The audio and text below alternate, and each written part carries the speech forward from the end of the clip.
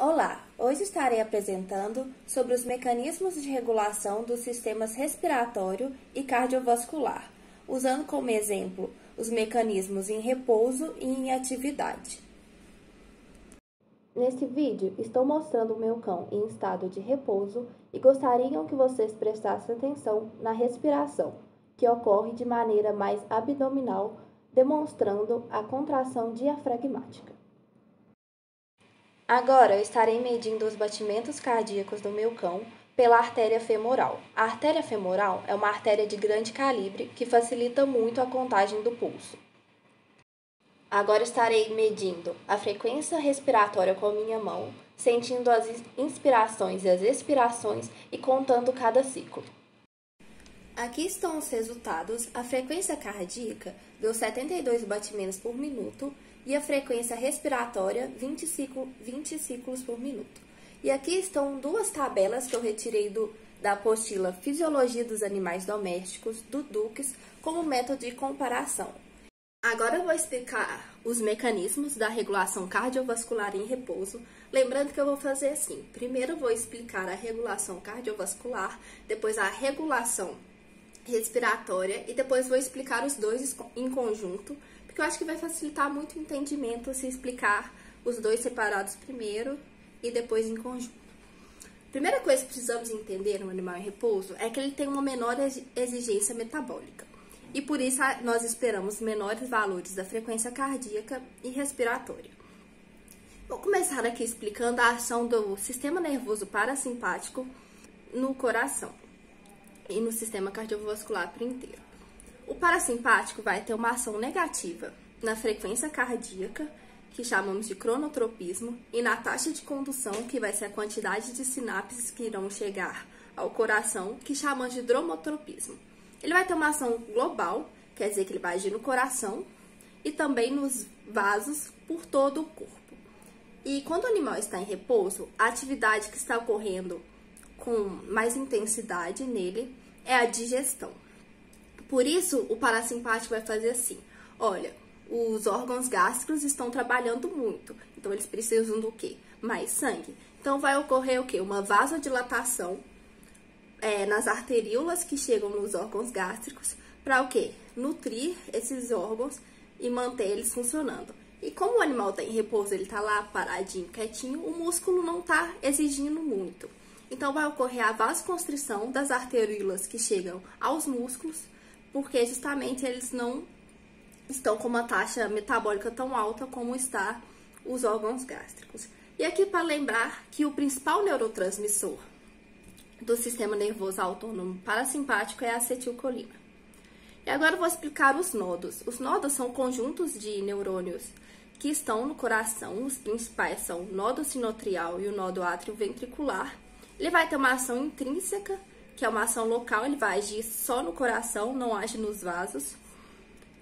E o que esses nodos fazem? Eles recebem lá sinapses, que aí eles vão lá e mantêm o ritmo cardíaco constante, ou seja, tá lá ocorrendo contração atrioventricular, então tem que saber quando que o átrio vai apertar, vai contrair, quando que vai relaxar. E o que faz isso? O nodo sinoatrial e o nodo atrioventricular, principalmente. E como nós sabemos que a taxa de condução em repouso é menor, então a sinapse que está chegando lá nesses nodos também é menor, vai ocorrer um ritmo cardíaco menor. Agora vamos explicar o mecanismo de Frankenstein. Esse mecanismo diz que o retorno venoso, que é a quantidade de sangue que retorna ao coração pelas veias, vai ser sempre proporcional ao volume ejetado e à força contrátil do coração. Lembrando que esse mecanismo também é local, ele só age no coração. E para entender esse mecanismo, precisamos entender a pressão arterial e também a relação da pressão arterial com a pressão venosa e como isso mantém o fluxo sanguíneo. A pressão arterial nada mais é que a força com que o sangue atinge as paredes da artéria. Precisamos entender que a pressão arterial deve ser sempre maior que a pressão venosa. E para eu explicar isso, eu vou falar, vamos imaginar o quê? O canudinho, que a gente usa para tomar bebida quase todos os dias. O copo é o lugar com a pressão maior, que seria como se fosse a pressão arterial. Aí nós colocamos o canudinho na boca e sugamos, fazendo uma pressão negativa dentro da nossa boca, uma pressão menor que o do copo, não necessariamente negativa. E essa pressão menor vai sugar o líquido do copo pelo canudinho na nossa boca. Então, a pressão venosa é como se fosse nossa boca sugando o líquido da pressão arterial e mantendo o fluxo sanguíneo. Como a pressão arterial é menor em repouso, o fluxo sanguíneo vai ser literalmente mais devagar do que um animal em atividade.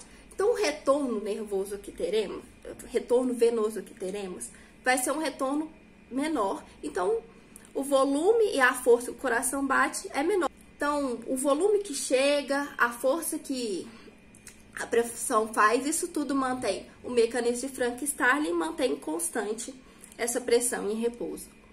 Também devemos entender que a pressão arterial também é regulada por barroreceptores que estão nas artérias, principalmente, que detectam as diferenças de pressão. E existem duas respostas que esses barroreceptores recebem, que regulam a pressão arterial. Uma é uma resposta curta neural, que, vai falar para o vaso contrair ou relaxar, dependendo da pressão. Ou seja, a pressão está muito alta, o que nós vamos fazer?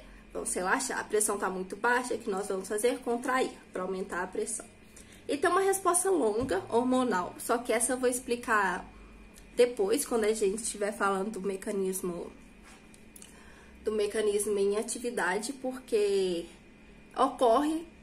ela ocorre por causa da perda de volemia do sangue, que ocorre pela transpiração e que ocorre quando o animal está mais em atividade. Agora vamos explicar o mecanismo da regulação respiratória em repouso. Primeiro vamos entender o que é a frequência respiratória. Frequência respiratória é o número de inspirações e expirações em um determinado período de tempo. E o ciclo respiratório, que é aquilo que eu medi do meu cão, é o conjunto, é uma inspiração e expiração por período de tempo. E o sistema respiratório também vai sofrer a ação do sistema nervoso autônomo parasimpático, que vai fazer a contração dos músculos lisos pulmonares. Vai ocorrer o quê? Uma bronquioconstrição, que vai diminuir a quantidade de ar que vai chegar nos alvéolos e diminuir a perfusão gasosa. Isso porque o animal está em repouso, ele está com uma taxa metabólica pequena, ele não vai precisar de tanto sangue assim, porque vai estar sobrando oxigênio e não vai estar produzindo tanto gás carbônico. E o sistema respiratório também tem um controle neural, que ocorre pelo centro respiratório no tronco encefálico, que é formado pela ponte e pelo bulbo cerebral e que faz o controle da ventilação, que é a quantidade de ar que entra e sai do nosso pulmão. O centro respiratório envia essas mensagens para os órgãos da respiração através dos nervos vago, glossofaríngeo e frênico. E ele entende assim, ele vai saber quando precisa aumentar a ventilação ou quando precisa diminuir através de quimiorreceptores. E quando nós temos uma hiperventilação voluntária, ou quando os animais prendem a respiração de forma voluntária, isso não é pelo centro respiratório, se dá pelo córtex cerebral. Devemos entender que esses sinais enviados pelo centro respiratório têm uma ação inibitória, ou seja, sinais para inspiração, eles vão inibir os sinais de expiração e vice-versa. Os sinais de expiração vão inibir os de inspiração. E o centro respiratório é dividido em vários grupos, começando pelo GRD, que é o grupo respiratório dorsal, que controla principalmente a expiração. Ele também pode controlar a inspiração, só que com menor frequência. Temos o GRV, que é o grupo respiratório ventral, que controla a inspiração. O centro pneurotorácico, que faz o controle da ventilação, da frequência respiratória, mantém o ritmo respiratório legal. E nós temos o centro apnêutico, que controla a apneuse, que é o famoso respirar fundo, E os suspiros, eu coloquei aqui um ponto de interrogação, porque isso ainda está em estudo. Não é completamente comprovado, mas há estudos que já estão indicando que a função do centro apnêutico é essa. E agora, o que vai agir nos quimiorreceptores que estão lá no centro respiratório? São as pressões exercidas pelos gases oxigênio, o gás carbônico e o pH sanguíneo, que se dá pela quantidade de íons de hidrogênio livres no sangue. O centro respiratório tem quimiorreceptores que chamamos de quimiorreceptores centrais. E o que esses quimiorreceptores fazem?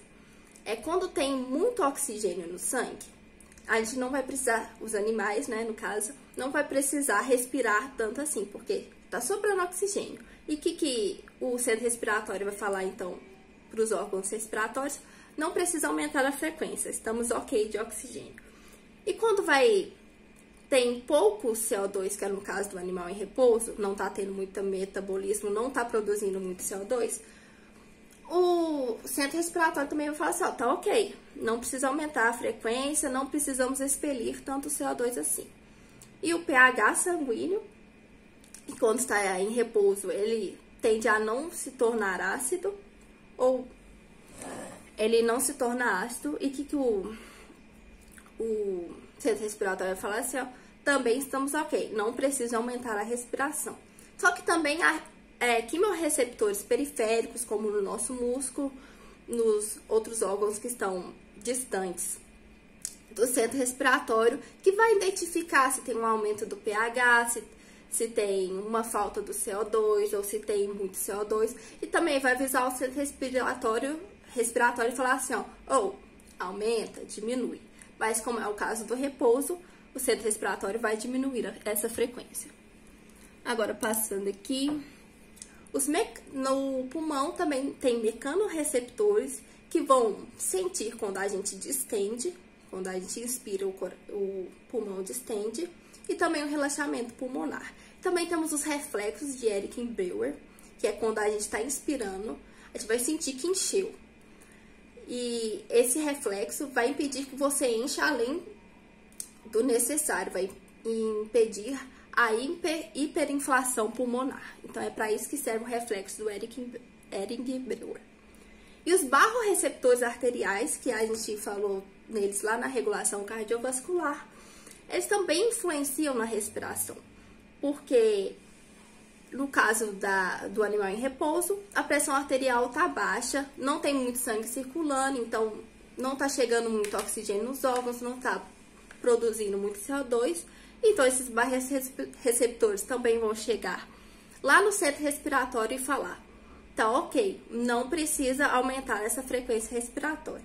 E o que eu mostrei no vídeo, eu até circulei lá, para prestar atenção que quando o animal está em repouso, a respiração dele é mais abdominal, que é resultado da contração do diafragma, que faz distender o abdômen.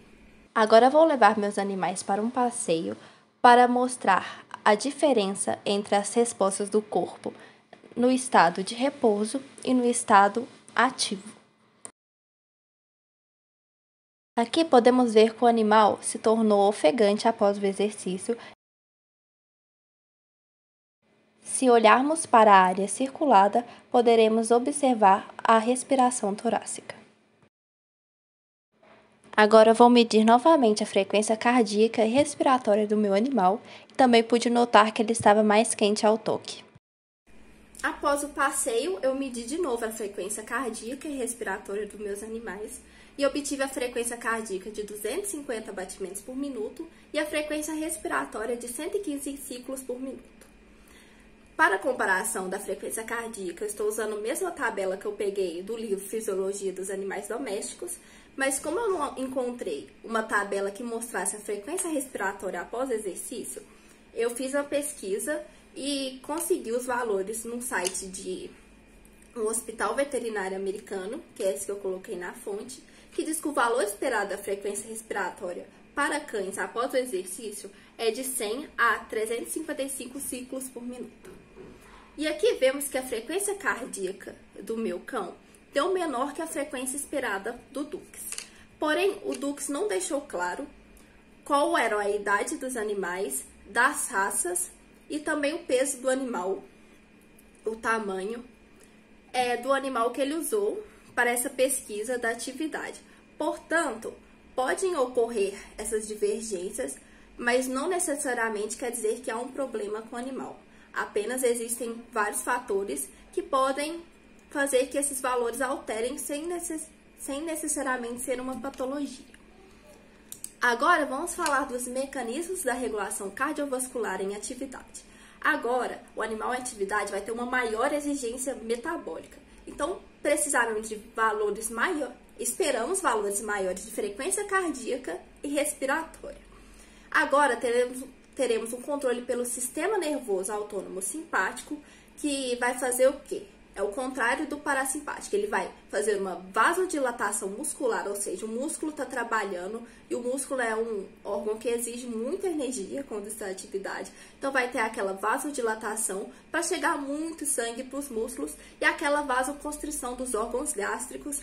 E uma curiosidade, que é quando estamos em perigo, que vai ativar o sistema nervoso simpático e sentimos aquele frio na barriga. O frio na barriga nada mais é que a vasoconstrição que ocorre nos órgãos gástricos. Você está sentindo aquela mudança de pressão sanguínea que está ocorrendo dentro do seu abdômen.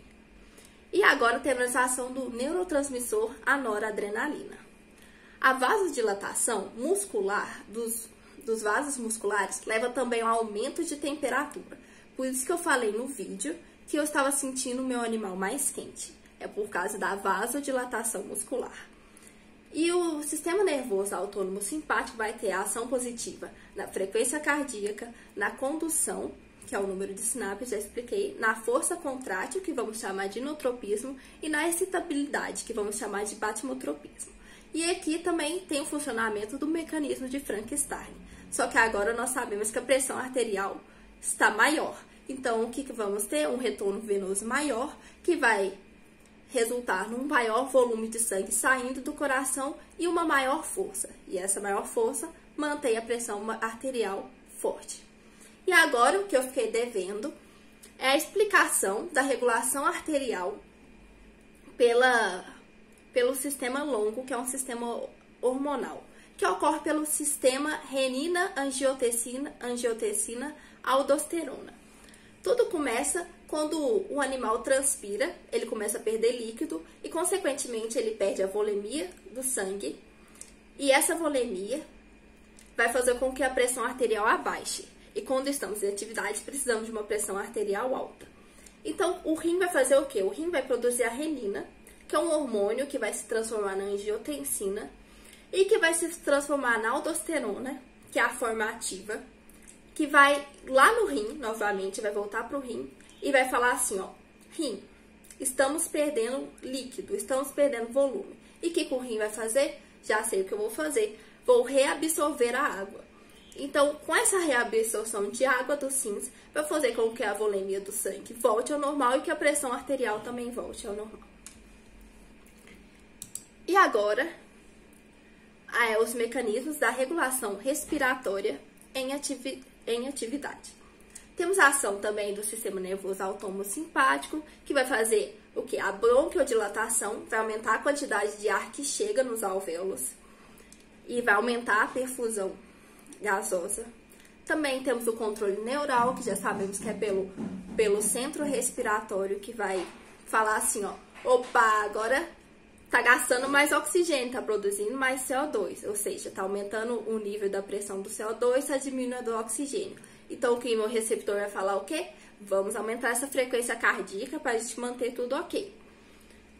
E também temos os barroreceptores de volta, que vai identificar o que? O aumento da pressão arterial, ou seja, mais sangue circulando pelo corpo inteiro, tá distribuindo mais oxigênio, tá pegando mais CO2 para jogar fora. E o que ele vai fazer? O que ele vai falar lá para o centro respiratório?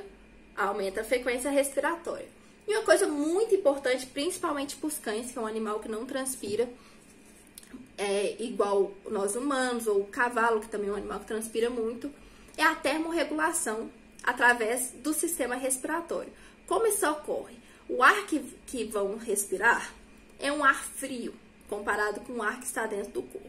Esse ar vai passar pelos seios paranasais e também pelo espaço morto, que são alvéolos, que não fazem a perfusão gasosa porque não tem capilares chegando nesse alvéolo. Ele só se enche de ar e solta o ar de volta. E também recebe como uma reserva. O ar que a gente expirou frio vai passar por esses locais, então, e vai esquentar. Vai começar a tirar o calor de dentro do corpo e esse ar vai ser expelido pela boca. Então, é por isso que o cachorro fica lá ofegante, com a língua para fora. Ele está expelindo um ar quente e está respirando um ar frio para ver se ele consegue diminuir a temperatura do corpo dele. E uma coisa que também eu mandei vocês prestarem atenção é que a respiração em atividade ela ocorre mais torácica. Nós não vemos mais aquele aumento do volume abdominal. Nós vemos que a expiração ocorrendo no tórax. Nós vemos que ocorrendo até rápido por causa do aumento da frequência cardíaca. E quem controla essa respiração torácica são os músculos intercostais. E agora, o momento de finalização é qual a relação do sistema cardiovascular e do respiratório. Bom, vamos falar assim, atividade. Estamos em atividade, o corpo está o quê? Metabolismo alto. O que está acontecendo? Está gastando todo o oxigênio do sangue. Está gastando o oxigênio do sangue e está produzindo muito CO2. E esse CO2 pode deixar o nosso sangue ácido e ocorrer uma acidose que diminui a afinidade da hemoglobina pelo oxigênio e dá um problemão. Então, como nós sabemos isso acontecer? Nós sabemos que tem receptores que funcionam pro coração, tanto para o coração quanto para o centro respiratório, que são os barroreceptores. Então, quando o corpo está naquela necessidade maravilhosa de oxigênio, está lá gritando para o pulmão, traz mais, o pulmão vai lá e faz o quê? Ele leva mais. E nós precisamos desse equilíbrio entre batimento cardíaco, esse fluxo sanguíneo e a ventilação do pulmão. Porque exatamente por causa disso. Se o coração estiver rápido demais e a frequência cardíaca estiver baixa, o que vai acontecer? Vai aumentar o CO2 no sangue, porque não vai estar expelindo, vai diminuir o CO2 do sangue, vai acabar com uma acidose, o que não é legal. O corpo não quer acidose, ninguém quer acidose. Então, por isso tem essa importância, que os dois funcionem junto. Porque se um tiver funcionando mais, o outro de menos, vai desequilibrar tudo, vai dar um problema. Por isso que eu coloquei lá equilíbrio ácido básico, também tem a ver com manutenção dos níveis de oxigênio e gás carbônico, manter o metabolismo funcionando, que sabemos que o sangue é para o transporte, o pulmão é para a troca gasosa, então o sangue vai lá no pulmão, pega o gás, leva, pega o CO2, leva de volta, o pulmão joga fora. Então, o corpo sem coração e pulmão funcionando junto vai dar problema. Disso precisamos saber. Então, é por isso que existe essa relação certinha, esse amor entre pulmão e coração, porque é isso que mantém o equilíbrio, isso que mantém o corpo funcionando. E essas foram as explicações dos mecanismos regulatórios dos sistemas circulatório e respiratório. E nosso vídeo acabará por aqui agora.